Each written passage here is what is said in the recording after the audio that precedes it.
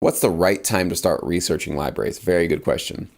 Still trying to figure out how to make licensable music. Does it make sense to target libraries when making an album?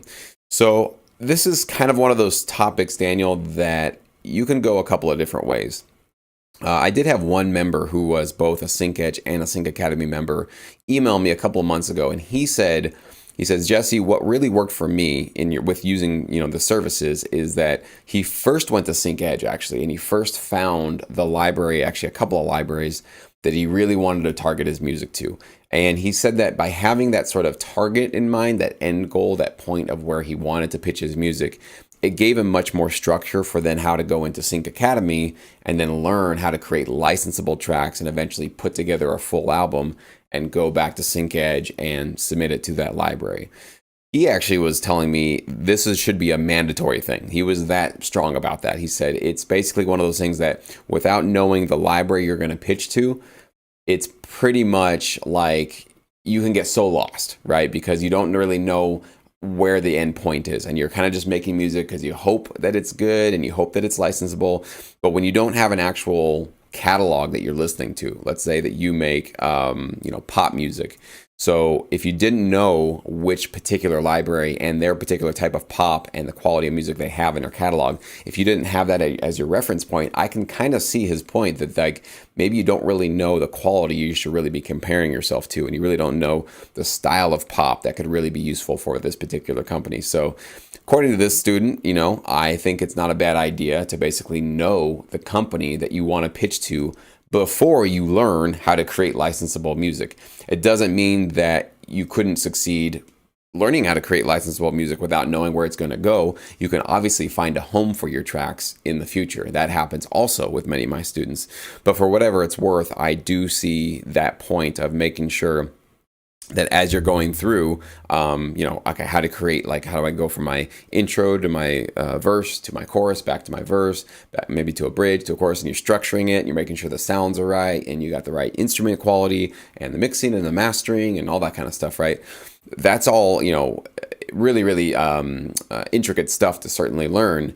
And what can maybe make that a lot easier for you is if you had a specific reference track from the library you intend on submitting to use as your guideline, right? Because then you could go to that pop track and say, well, this is how long they had their verse.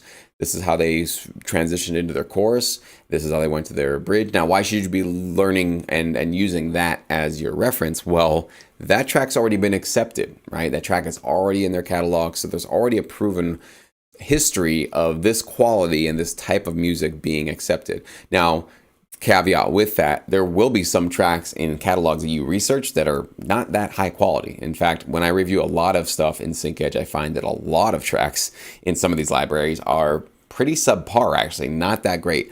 So that shouldn't give you permission to make subpar music, though. I want to make sure you guys are all clear on that. That even if you hear something and you go, well, that kind of sucks, actually. I think my stuff is just as good as that, so let's just put it in there, right? You don't want to sort of lower your standards just because you might hear a lower standard in a catalog. In fact, what you should do is when you hear something a little bit lower in quality is you should be seeing it as this huge opportunity to increase their value, right? To say, hey, I have this whole album of ready to be exclusively licensed, high quality, modern pop music, and I think it's going to really add some value to your catalog. I don't recommend you trash talk their catalog and say, yeah, you guys have some horrible, terrible sounding pop music. That's not going to go over well. It's still their catalog. They still represent it. And that might be their friend that submitted music to them, right? You might be insulting somebody personally, right?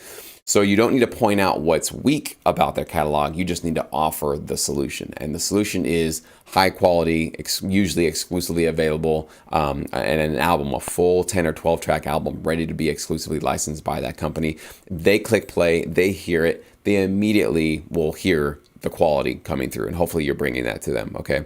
So whichever path you want to go, you want to know what that library is before you start making licensable music. It's not a bad idea, but you can also go the other way. I would say if you're finding that, let's say you're in Sync Academy or you're just trying to learn how to create licensable music and you're getting stuck and you just don't know where to go and you're kind of getting a little bit frustrated because you're not able to kind of move forward with your process there.